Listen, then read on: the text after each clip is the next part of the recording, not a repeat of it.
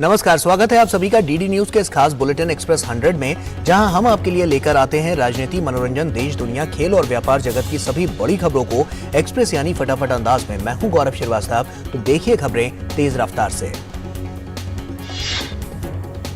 राष्ट्रपति द्रौपदी मुर्मू अपने पूर्वोत्तर राज्यों के दौरे के तीसरे दिन आज आइजोल में मिजोरम विधानसभा के सदस्यों को संबोधित करेंगी। वहीं राष्ट्रपति मुर्मू सिक्किम को विकास की सौगातें देते हुए केंद्र और राज्य सरकारों की विभिन्न परियोजनाओं का उद्घाटन व शिलान्यास करेंगी। कल राष्ट्रपति ने मिजोरम की राजधानी आइजोल में भारतीय जनसंचार संस्थान के स्थायी परिसर सहित शिक्षा से संबंधित विभिन्न परियोजनाओं का उद्घाटन किया। राष्ट्रपति ने मिजोरम विश्वविद्यालय के दीक्षांत समारोह को संबोधित करते हुए कहा कि विश्वविद्यालयों के बीच एक समझौता ज्ञापन पर हस्ताक्षर हुआ है। मणिपुर में विश्वविद्यालयों के बीच हुए इस समझौता ज्ञापन से प्रदेश के अन्य शिक्षा को बढ़ावा मिलेगा। हिमाचल प्रदेश विधानसभा चुनाव के लिए तमाम राजनीतिक दलों ने चुनाव प्रचार तेज कर दिए हैं। तमाम दलों के स्टार प्रचारक पार्टी के पक्ष में मतदाताओं को लुभाने का प्रयास कर रहे हैं। हिमाचल प्रदेश में भारतीय जनता पार्टी ने प्रचार में झोंकी ताकत। राष्ट्रीय अध्यक्ष जेपी नड्डा धर्मपुर विधानसभा में एक जनसभा को करेंगे संबोधित। हिमाचल प्रदेश में सत्ताधारी भारतीय जनता पार्टी की ओर से आज केंद्रीय मंत्री नितिन गडकरी करेंगे चुनाव प्रचार। नितिन गडकरी आज झंडूटा और कांगड़ा में करेंगे जनसभाएं।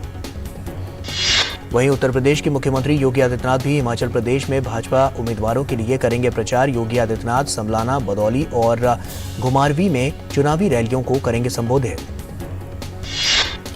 इससे पहले कल रक्षा मंत्री राजनाथ सिंह ने हिमाचल प्रदेश में जनसभाओं को संबोधित किया। उन्होंने कहा कि पूर्व प्रधानमंत्री अटल बिहारी वाजपेयी और वर्तमान प्रधानमंत्री नरेंद्र मोदी दोनों ही ने हिमाचल के विकास में अभूतपूर्व काम किया है। जेपी नड्डा ने कहा कि अटल जी की सरकार ने हिमाचल को विशेष राज्य का दर्जा दिया था, जिसे वीरभद्र की सरकार के दौरान केंद्र में यूपीए सरकार ने वापस ले लिया था। उन्होंने कहा कि 2014 में केंद्र में नरेंद्र मोदी की सरकार आने के बाद ही हिमाचल का ये स्पेशल स्टेट लौट आया है। वहीं केंद्रीय सूचना व प्रसारण मंत्री अनुराग ठाकुर कांगड़ा जिले के इंदौरा, सिरमौर के पावंटा साहिब व ऊना में सभाओं को संबोधित उन्होंने किया। इस मौके पर उन्होंने कहा कि हिमाचल प्रदेश के विकास की तीव्र रफ्तार को डबल इंजन ही सरकार ही बनाए रख सकती है। मुख्यमंत्री जयराम ठाकुर ने कांगड़ा जिले के शाहपुर, हमीरपुर के लमलू व सुजानपुर में चुनाव प्रचार की कमान संभाली। वहीं उन्होंने दावा किया है कि 12 नवंबर को होने वाले चुनाव में भाजपा फिर से पहाड़ी राज्यों में और अधिक सीटों के साथ सरकार बनाएगी। कांग्रेस के वरिष्ठ नेता व पूर्व केंद्रीय मंत्री आनंद शर्मा ने शिमला में पार्टी पदाधिकारियों के साथ बैठक की। बाद में पत्रकारों से बातचीत में भाजपा की केंद्र और प्रदेश सरकार को घेरने का काम किया। आम आदमी पार्टी ने गुरुवार को हिमाचल प्रदेश में सुस्त पड़े अपने प्रचार को तेज करने की कोशिश की। इस सिलसिले में पार्टी के राष्ट्रीय संयोजक अरविंद केजरीवाल और पंजाब के मुख्यमंत्री भगवंत मान ने सोलन में रोड शो किया। गुजरात के गांधीनगर में भारतीय जनता पार्टी की राज्य कोर कमेटी की अहम बैठक हुई। बैठक में केंद्रीय गृह मंत्री और भाजपा के वरिष्ठ नेता अमित शाह, मुख्यमंत्री भूपेंद्र पटेल के साथ प्रदेश के कई बड़े नेता मौजूद रहे। ये बैठक अगले 2 दिनों तक और चलेगी। गुजरात में कल विधानसभा चुनाव की तारीखों का ऐलान होने के बाद उम्मीदवारों को अंतिम रूप देने के लिए कांग्रेस की केंद्रीय चुनाव समिति की आज नई दिल्ली में बैठक होगी, जिसकी घोषणा आने वाले दिनों में होने की उम्मीद है। गुजरात में विधानसभा चुनाव की तारीखों का ऐलान के साथ ही कांग्रेस ने भी 8 संकल्पों की घोषणा की है। कांग्रेस अध्यक्ष मल्लिकार्जुन खड़गे ने गुजरात में परिवर्तन के लिए केवल कांग्रेस ही विकल्प। गुजरात कांग्रेस ने 8 संकल्प के रूप में 500 रुपए में एलपीजी सिलेंडर, 300 यूनिट तक बिजली फ्री देने का वायदा किया। कांग्रेस ने 10 लाख रुपए तक का इलाज और दवाइयां मुफ्त, किसानों का 3 लाख रुपए तक का कर्ज माफ करने की घोषणा की। उपराष्ट्रपति जगदीप धनखड़ चंडीगढ़ में भारतीय उद्योग परिसंघ द्वारा आयोजित एक कृषि और खाद्य प्रौद्योगिकी मेले CII एग्रोटेक इंडिया 2022 के 15वें संस्करण का उद्घाटन करेंगे। इसके अलावा उपराष्ट्रपति जगदीप धनखड़ चंडीगढ़ में पंजाब विश्वविद्यालय के ग्लोबल एलुमनी मीट का भी उद्घाटन करेंगे। केंद्रीय आवास एवं शहरी मामलों के मंत्री हरदीप सिंह पुरी और केरल के मुख्यमंत्री पिनराई विजयन संयुक्त रूप से कोची में अर्बन मोबिलिटी इंडिया सम्मेलन और एक्सपो का उद्घाटन करेंगे। केंद्रीय जल शक्ति मंत्री गजेंद्र सिंह शेखावत और केंद्रीय पर्यटन और संस्कृति मंत्री जी किशन रेड्डी नई दिल्ली के मेजर ध्यानचंद स्टेडियम में गंगा उत्सव नदी महोत्सव 2022 में शामिल होंगे। भारतीय निर्वाचन आयोग नई दिल्ली में आकाशवाणी भवन के रंग भवन सभागार में पीडब्ल्यूडी आइकॉन का राष्ट्रीय सम्मेलन करेगा आयोजित। इस मौके पर पीडब्ल्यूडी ऐप 2.0 का भी होगा शुभारंभ। दिल्ली, नोएडा, गुरुग्राम और गाजियाबाद में हवा बहुत जहरीली बनी हुई है। इन सभी जगह वायु गुणवत्ता का स्तर बेहद खराब बना हुआ है। दिल्ली एनसीआर में लोगों का दम घुटने के बावजूद पंजाब की आम आदमी पार्टी सरकार पराली जलाने की घटनाओं से आंखें मूंदे बैठी है। दिल्ली एनसीआर में बढ़ते वायु प्रदूषण की वजह से हवा लगातार जहरीली होती जा रही है। राजधानी दिल्ली में वायु गुणवत्ता सूचकांक 484 के आसपास दर्ज किया गया। वहीं नोएडा में वायु गुणवत्ता सूचकांक का स्तर 357 दर्ज किया गया। हालात की गंभीरता को देखते हुए वायु गुणवत्ता प्रबंधक आयोग ने ग्रेडेड रिस्पांस एक्शन प्लान के चौथे चरण के तहत विभिन्न उपायों को लागू करने का फैसला किया है। इसके तहत दिल्ली और आसपास के जिलों में BS6 को छोड़कर अन्य डीजल वाहनों पर रोक लगाई गई है। आयोग ने बताया कि अधिसूचना में बताया है कि स्वच्छ ईंधन पर नहीं चलने वाले सभी उद्योगों को बंद करने का फैसला लिया गया है। आयोग ने राज्यों और निजी कार्यालयों को 50% क्षमता पर काम करने और बाकी को घर से काम करने की अनुमति देने का निर्णय लेने को कहा है। नोएडा में कक्षा 1 से 8 तक के सभी स्कूलों को 8 नवंबर तक ऑनलाइन क्लास चलाने के आदेश जारी कर दिए गए हैं। वहीं जरूरत होने पर 9वीं से 12वीं तक की क्लास भी ऑनलाइन चलाई जा सकती है। वहीं भाजपा प्रदूषण को लेकर आम आदमी पार्टी पर लगातार हमलावर है। पार्टी का आरोप है कि दिल्ली की सरकार प्रदूषण को रोकने में बुरी तरह से असफल हुई है। उधर बढ़ते हुए प्रदूषण से लोगों को स्वास्थ्य संबंधी गंभीर समस्याओं का सामना करना पड़ रहा है। शहर में बढ़ते प्रदूषण को देखते हुए राष्ट्रीय बाल अधिकार संरक्षण आयोग ने दिल्ली के मुख्य सचिव को पत्र लिखकर स्कूलों को बंद करने पर विचार करने को कहा है। पंजाब में इस सीजन में पराली जलाने के सभी रिकॉर्ड टूट गए हैं। वहीं पंजाब में इस सीजन में अब तक पराली जलाने के 21,000 से अधिक मामले सामने आए हैं। किसानों का कहना है कि वे पिछले 1 साल से मशीनों के लिए लाखों रुपए जमा करवाए हैं, लेकिन सरकार मशीनें नहीं दे रही है। पराली जलाए जाने की घटनाएं और इसका असर अंतरिक्ष से भी दिख रहा है। नासा की ओर से उत्तर भारत की एक तस्वीर जारी की गई है जो अंतरिक्ष से खींची गई है।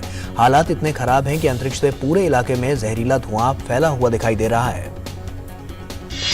विदेश मंत्रालय ने बताया कि विदेश मंत्री डॉक्टर एस जयशंकर 7 से 8 नवंबर को रूस का दौरा करेंगे। इस दौरान वो रूस यूक्रेन युद्ध पर संवाद के माध्यम से समाधान पर पहुंचने की जरूरत को फिर से रेखांकित कर सकते हैं।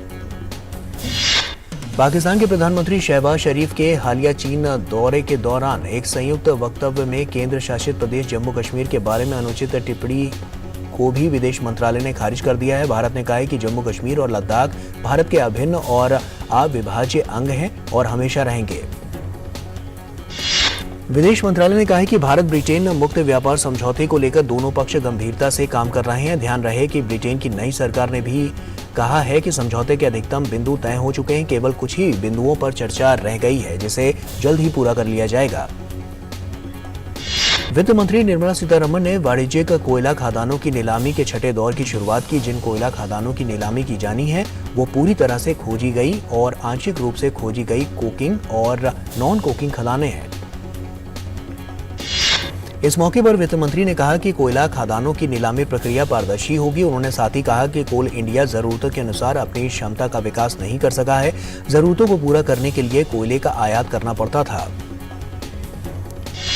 वित्त मंत्री ने साथ ही कहा कि प्रधानमंत्री ने खनन प्रक्रिया और अर्थव्यवस्था को और मुक्त करने की नीति बनाई है। उन्होंने कहा कि नीलामी से कोयला खदानों की क्षमता में बढ़ोतरी होगी। भारतीय मानक ब्यूरो और TIC परिषद की तरफ से आयोजित कार्यक्रम में बोलते हुए केंद्रीय उपभोक्ता मामले, खाद्य और सार्वजनिक वितरण मंत्री पीयूष गोयल ने कहा कि दुनिया की निगाहें भारत पर है। भारत ग्लोबल हब बने, इसके लिए प्रयोगशालाओं का मानक होना जरूरी है।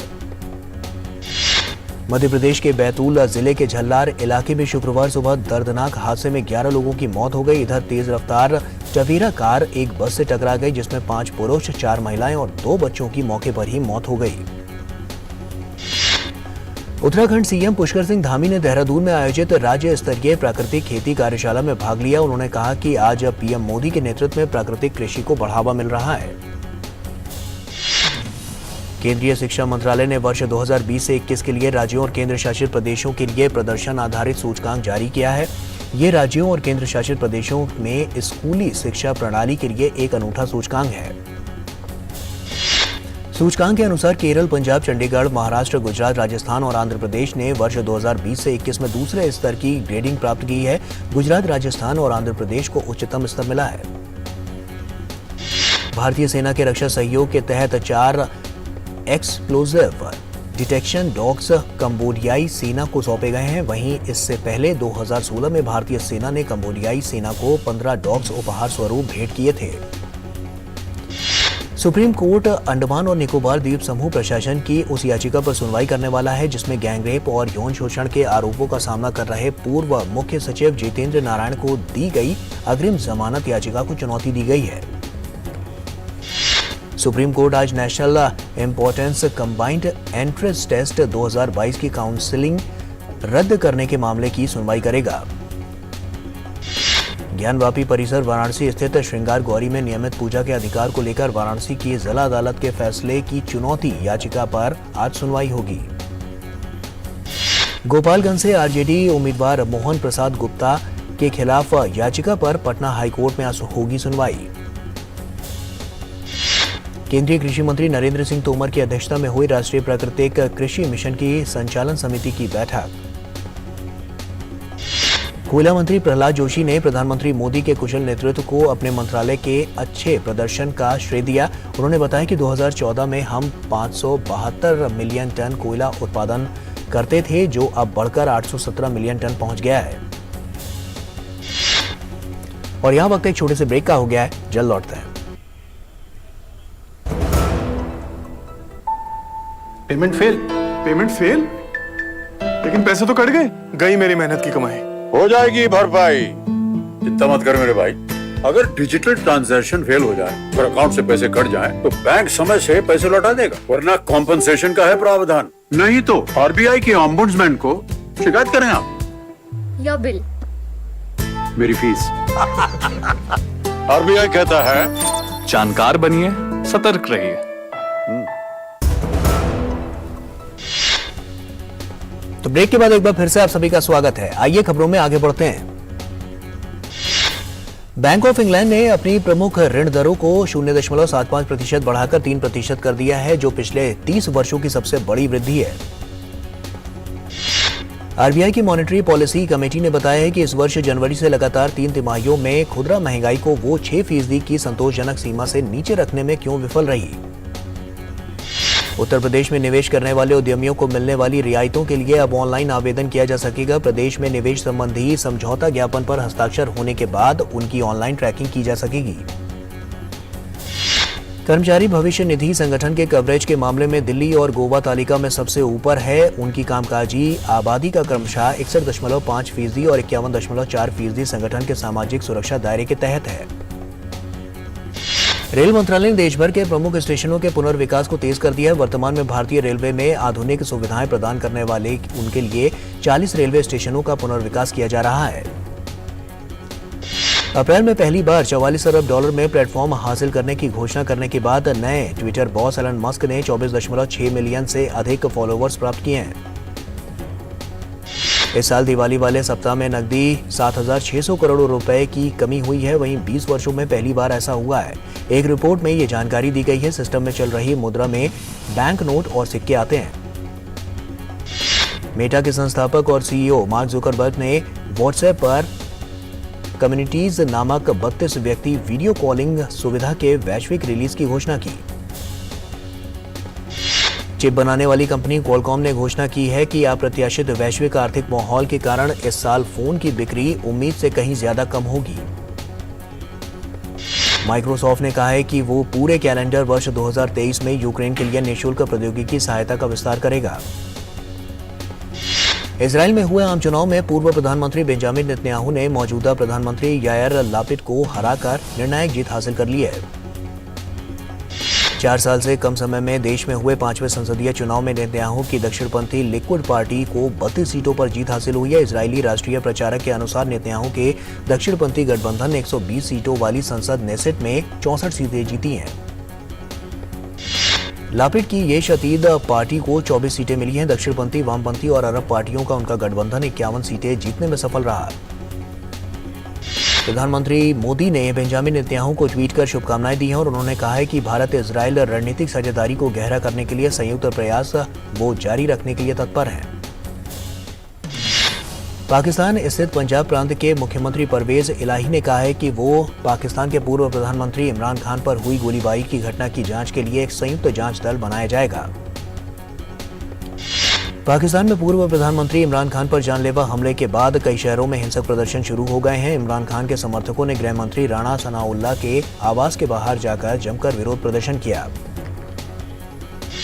वहीं इमरान की पार्टी के प्रमुख नेता असद उमर ने पार्टी प्रमुख पर हुए हमले की साजिश में प्रधानमंत्री शहबाज शरीफ और मेजर जनरल को साजिश में शामिल बताया है। नाटो महासचिव जेन्स स्टोल्टेनबर्ग का कहना है कि ईरान रूस को बैलिस्टिक मिसाइलों की आपूर्ति करने पर विचार कर रहा है। इसके अलावा वो ड्रोन पहले ही वितरित कर चुका है। उत्तर कोरिया द्वारा गुरुवार की देर रात पूर्व की ओर 3 और बैलिस्टिक मिसाइलें दागे जाने के बाद जापान ने राजनयिक विरोध दर्ज कराया है। रक्षा मंत्री का कहना है कि उत्तर कोरिया द्वारा तेजी से बढ़ रही गतिविधियों की श्रृंखला हमारे देश, क्षेत्र और अंतर्राष्ट्रीय समुदाय की सुरक्षा के लिए खतरा है। दक्षिण अमेरिकी देश इक्वाडोर की सबसे खतरनाक जेलों में से एक गुआयाकिल जेल में कैदियों ने अधिकारियों पर गोलीबारी कर दी, वहीं जिसमें पुलिस और सशस्त्र बलों के कम से कम 12 सदस्य घायल हो गए। गुआयाकिल पुलिस के कमांडर विक्टर जराटे ने कहा है कि अब स्थिति पर काबू पा लिया गया है। गौरतलब है कि पिछले ही दिन गुआयाकिल जेल में कैदियों के बीच लड़ाई में 2 लोगों की मौत हो गई और 6 लोग घायल हो गए। ब्राजील से सत्ता पर जाने वाली सरकार के सदस्यों और निर्वाचित सरकार का सदस्यों के बीच पहली औपचारिक बैठक राजधानी के शहर ब्रासिलिया में हुई। ब्राजील के निर्वाचित उपराष्ट्रपति गेराल्डो एक्विन ने सत्ता हस्तांतरण की दिशा में पहला कदम बढ़ाते हुए राष्ट्रपति बोल्सोनारो के चीफ ऑफ स्टाफ सिरो नोगेरा सहित कई प्रतिनिधियों से मुलाकात की। ब्रिटेन के विदेश सचिव जेम्स क्लोबेरी ने G7 के विदेश मंत्रियों की बैठक के इतर जर्मनी की विदेश मंत्री एनालेना बारबॉक से मुलाकात की। G7 के विदेश मंत्री इस बात पर चर्चा करने के लिए एकत्र हुए हैं कि यूक्रेन को उसके पावर ग्रिड पर रूसी हमलों के साथ साथ चीन की बढ़ती मुखरता से निपटने के लिए कैसे समर्थन दिया जाए। वहीं बैठक की मेजबानी जर्मनी द्वारा की गई। आईसीसी T20 विश्व कप में आज ग्रुप 1 में सुपर 12 के मुकाबले में आयरलैंड का सामना न्यूजीलैंड से होगा। यह मैच एडिलेड के मैदान पर खेला जाएगा। T20 विश्व कप में आज होने वाले दूसरे मुकाबले में एडिलेड में ऑस्ट्रेलिया का सामना अफगानिस्तान से सेमीफाइनल में पहुंचने की संभावना को बनाए रखने के लिए कंगारू टीम को अच्छे रन रेट से दर्ज करानी होगी जीत। अफगानिस्तान के खिलाफ मुकाबले से पहले एरॉन फिंच की फिटनेस ऑस्ट्रेलियाई टीम के लिए बनी सिरदर्द। हैमस्ट्रिंग से जूझ रहे फिंच। आईसीसी T20 विश्व कप में पाकिस्तान ने दक्षिण अफ्रीका को डकवर्थ लुइस नियम के आधार पर 33 रनों से हरा दिया। प्रतियोगिता में दक्षिण अफ्रीका की पहली हार। भारत के स्टार बल्लेबाज विराट कोहली को अंतर्राष्ट्रीय क्रिकेट परिषद ने अक्टूबर महीने के लिए प्लेयर ऑफ द मंथ के लिए नामित किया। महिला क्रिकेटर जेमिमा रोड्रिग्स और off spin allrounder Deepti Sharma भी आईसीसी महिला प्लेयर ऑफ द मंथ पुरस्कार के लिए नामांकित।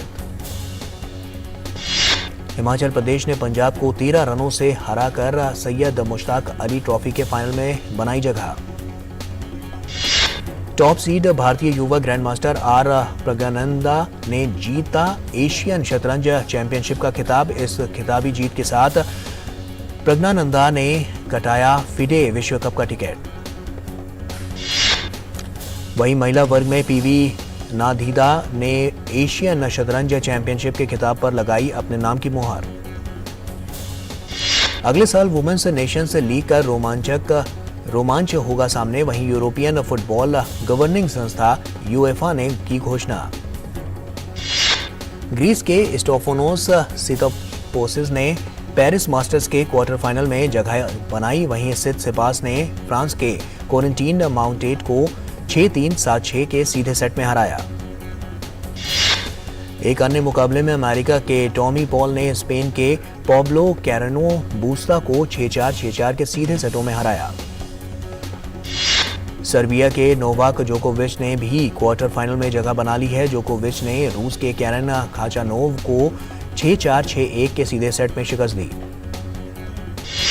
कनाडा के फेलिक्स ऑगर अलियासिमे ने भी क्वार्टर फाइनल में पहुंचने में सफलता हासिल की है। फेलिक्स ने फ्रांस के जाइल्स सिमोन को 6-1, 6-3 के सीधे सेट में हराया। होल्गर रून ने भी क्वार्टर फाइनल में स्थान बनाया। क्वार्टर फाइनल में अब रून का सामना विश्व नंबर 1 स्पेन के कार्लोस अल्कराज गार्फिया से होगा। सिनेमा प्रेमियों के लिए अच्छी खबर है। आपको बता दें कि दिल्ली में आज से यूरोपीय संघ फिल्म महोत्सव का आगाज होने जा रहा है। यूरोप के 2 दर्जन से ज्यादा देशों की 23 भाषाओं की 27 फिल्में इस फेस्टिवल में दिखाई जाएंगी। ये महोत्सव 13 नवंबर तक आयोजित होगा। इस फेस्टिवल का आयोजन भारत में यूरोपीय संघ के प्रतिनिधिमंडल OEU के सदस्य देशों के दूतावास कर रहे हैं। बॉलीवुड सुपरस्टार अक्षय कुमार मराठी फिल्म उद्योग में अपनी शुरुआत करने के लिए तैयार हैं। एक्टर निर्देशक महेश मांजरेकर के साथ मराठी पीरियड ड्रामा वेदत मराठे वीर दौड़ले 7 में काम कर रहे हैं। इस फिल्म में अभिनेता सम्राट छत्रपति शिवाजी महाराज की भूमिका निभाएंगे। Crime drama streaming series Jamtara के दूसरे सीजन को मिली प्रतिक्रिया का आनंद ले रहे अभिनेता दिव्येंदु भट्टाचार्य आगामी अनुष्का शर्मा अभिनीत फिल्म चकदा एक्सप्रेस में कोच की भूमिका में निभाते हुए नजर आएंगे। महिलाओं को अक्सर धार्मिक युद्ध का खामियाजा भुगतना पड़ता है और आने वाली फिल्म द केरल स्टोरी इस बात को बखूबी बयां करती है। फिल्म का टीजर रिलीज कर दिया गया है। अभिनेत्री नित्या मेनन, पार्वती थिरुवोथु और अमृता सुभाष आगामी फिल्म वंडर वुमन में नजर आएंगे, जिसका ट्रेलर जारी कर दिया गया है। ये दर्शकों को सुमना नाम की गर्भवती माताओं के लिए एक विशेष प्रसव पूर्व कक्षा के माध्यम से ले जाता है। स्ट्रीमिंग दिग्गज नेटफ्लिक्स ने अपने फैंटेसी शो द सैंडमैन के लिए और एपिसोड का ऑर्डर दिया है, जो नील गैमन की मौलिक DC कॉमिक्स सीरीज पर आधारित है। OTT प्लेटफॉर्म नेटफ्लिक्स ने अपनी आगामी मॉन्स्टर फिल्म ट्रोल का नया ट्रेलर रिलीज कर दिया है। Kannada film Kantara box office पर मजबूती से आगे बढ़ रही है। कांतारा ने 31 दिन में 289.21 करोड़ रुपए की जबरदस्त कलेक्शन कर लिया है।